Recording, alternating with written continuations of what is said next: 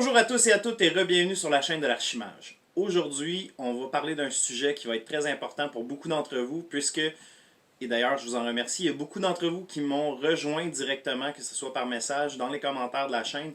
Beaucoup d'entre vous qui commencent à jouer à Commander et qui se demandent quel genre de carte ils devraient acheter en premier pour leur collection. Et donc, ceci est le premier épisode d'une probablement très longue série qui va se diviser par couleur, par type, etc. des différentes cartes que vous devriez acheter en premier si vous commencez votre collection de Commander. Et donc, même si vous êtes un joueur vétéran, il y a probablement certaines de ces cartes-là que vous n'avez pas encore dans votre collection et que vous devriez donc vous acquérir d'une façon ou d'une autre, que ce soit en les achetant à votre magasin local ou en faisant des échanges avec vos amis, ce qui peut vous permettre assez facilement d'avoir des cartes qui ont une plus grande valeur, échanger des cartes dont vous n'avez pas besoin, qui sont peut-être plus précises dans leur synergie pour aller vers une carte qui va être bonne dans une multitude de vos decks.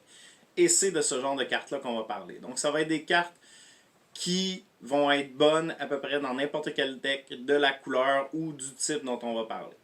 Donc, sans plus attendre, lançons-nous.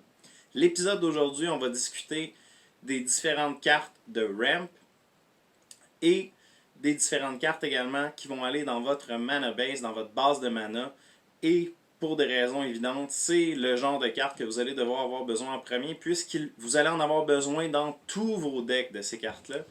Et pour ce qui est de la mana base, vous allez avoir besoin de ces lands-là qui ont plusieurs couleurs, qui sont plus efficaces que la majorité. Donc c'est de ça qu'on va parler aujourd'hui.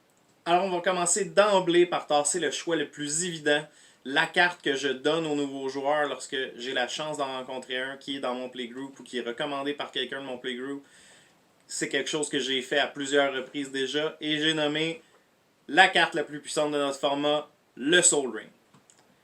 Bien heureusement, le Sol Ring se retrouve à être réimprimé dans tous les produits Commander maintenant et c'est donc quelque chose qui est facile pour vous à obtenir, qui est très peu cher, son prix va remonter tranquillement pas vite à chaque fois, donc assurez-vous. Encore une fois, une des meilleures façons de commencer votre carrière de Commander, ça va être d'acheter un des decks préconstruits de Commander, puisque bien des cartes dont je vais vous parler vont se retrouver à l'intérieur et vous en avez besoin dans votre collection. Donc, à part le Sol Ring, de quoi vous allez avoir besoin? On va parler maintenant des 4 cartes qui, dans le vert, sont les meilleures pour ce qu'on a déterminé comme étant une des choses les plus importantes à faire dans chacun de vos decks, c'est-à-dire de ramper votre mana, de vous retrouver avec plus de mana que vous devriez avoir. Et ce sont des cartes qui vont vous permettre d'aller chercher des lands. Dans notre format, il y a très peu de gens qui s'attaquent aux lands, ou s'ils s'attaquent aux lands, habituellement ça va être les lands non basic, ou des terrains en particulier qui sont vraiment très puissants. C'est très rare que vous allez tomber sur un joueur qui décide de faire un deck où il va s'attaquer au terrain de façon systématique.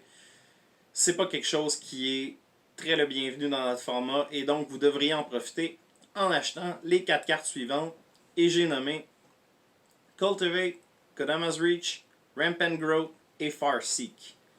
Ce sont 4 cartes qui vont vous permettre d'aller chercher des lands directement de votre librairie, de les mettre en jeu tapés. Donc ça n'a pas un effet immédiat, mais c'est quelque chose qui va vous permettre au fil des tours de lancer de plus en plus de sorts et donc d'avoir des tours plus explosifs qui vont vous amener vers une victoire qui va être plus facile à sécuriser. Kodama's Reach et Cultivate ont l'avantage d'aller vous chercher 2 de ces lands. Un de ceux-là va arriver en jeu, l'autre va aller directement dans votre main. Donc c'est un peu meilleur, mais il coûte un mana de plus. Donc même vous pourriez avoir les 4 si vous êtes dans un deck vert, ce qui vous permet d'avoir du ramp au deuxième tour, du ramp au troisième tour. Et habituellement après ça, on va commencer à jouer de façon plus agressive. C'est exactement ce qu'on veut. Je vous les recommande fortement, ces 4 cartes. Vous ne serez pas déçus de les avoir achetées. Et en plus, elles sont très peu chères, très faciles d'accès. Il y a ils sont réimprimés de façon régulière. Donc, gênez-vous pas. Si vous avez la chance de vous en procurer, procurez-vous-en. Vous allez en avoir besoin. Vous ne le regretterez pas.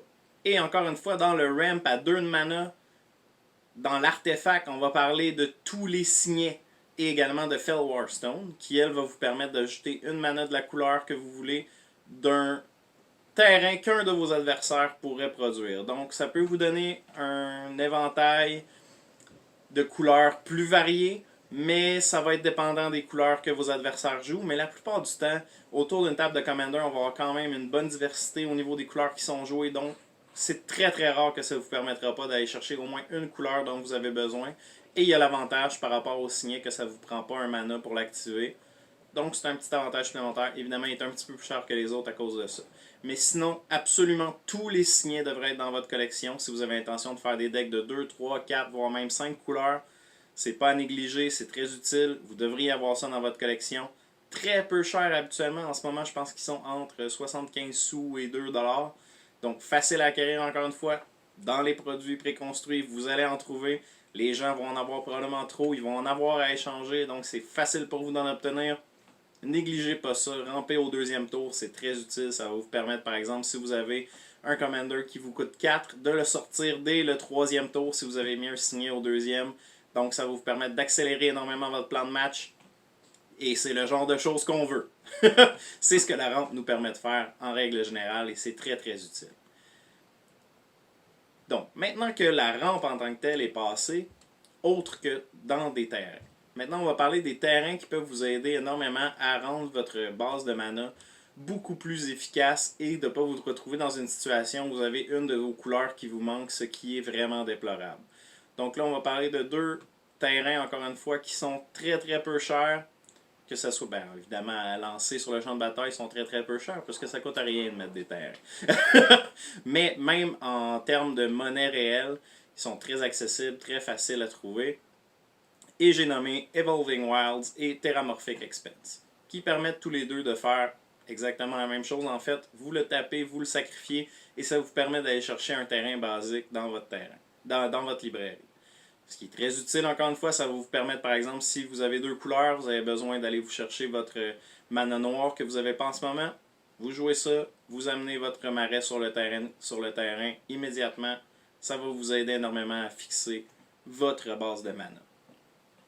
En dehors de ça, le terrain le plus utile à vous procurer pour votre collection. Et écoutez-moi bien, là, c'est un terrain que vous allez vouloir mettre dans chacun de vos decks, à l'exception de vos decks monocouleurs. Et même dans un deck monocouleur, vous pouvez le mettre parce qu'il ne sera pas moins bon qu'un terrain basique que vous pourriez mettre dans votre deck. Et j'ai nommé, bien évidemment, comme ceux qui sont habitués du format le savent, Command Tower, qui vous permet d'ajouter un mana de la couleur que vous voulez tant que cette couleur-là se retrouve dans l'identité de couleur de votre commandant. Et comme vous le savez, de toute façon, dans votre deck, vous n'avez pas le droit d'avoir de couleurs qui ne sont pas dans l'identité de couleur de votre commandant. Et donc, ça vous donne, bref, une mana de la couleur dont vous avez besoin au moment où vous en avez besoin. Et ce qui est intéressant avec celui-là, c'est qu'il est versatile, justement. À un tour, vous allez pouvoir le taper pour un mana vert. À l'autre tour, vous allez le taper pour un mana noir. À l'autre tour, vous allez le taper pour un mana bleu. Très, très versatile, très utile, en bas de 2$ à se procurer. Un très, très bon choix. Lancez-vous vers la Command Tower si ce n'est pas quelque chose que vous avez déjà dans votre collection. Vous allez vouloir le mettre dans chacun de vos decks, tout comme le Sol Ring d'ailleurs, qui va aller dans... J'ai envie de dire 95% des decks, Sol Ring va aller à l'intérieur, si c'est pas plus encore. Ensuite de ça, pour conclure notre discussion sur les terrains, on va parler de ce qu'on appelle en anglais les shock lands. Donc, c'est des lands dont je vais vous mettre des images à l'écran à l'instant. Ce sont des lands comme Steam Vents qui vous permettent d'avoir une ou l'autre de deux couleurs. Donc, soit un mana bleu, soit un mana rouge dans le cas de Steam Vents, mais c'est vrai pour toutes les autres et il y en existe pour toutes les combinaisons de deux couleurs possibles. Donc, vous pouvez l'avoir pour n'importe quel de vos decks. On parle d'un prix qui est un petit peu plus élevé, là, donc c'est peut-être pas les premières cartes que vous devriez aller vous acheter, mais ça doit être dans les premières selon moi parce que ça va vous être extrêmement utile. Parce qu'en plus de fournir deux couleurs, ils ont la capacité, si vous en avez besoin, d'arriver sur le champ de bataille détapé au coût de 2 points de vie. 2 points de vie pour ça, c'est très très rentable. Je vous recommande de le faire aussitôt que vous en avez besoin. Si vous avez l'intention d'utiliser cette mana-là, n'hésitez pas, payez le 2 points de vie. Sur un total de 40, vous le sentirez à peu près pas passer. Et c'est vraiment des laines qui vont avoir une utilité majeure dans chacun de vos decks à partir de deux couleurs. Donc, considérez vous procurer ces terrains-là dès que vous le pouvez dans votre carrière de joueur de Commander, puisque c'est un choix, encore une fois, que vous ne regretterez pas, qui ne sera pas décevant pour vous.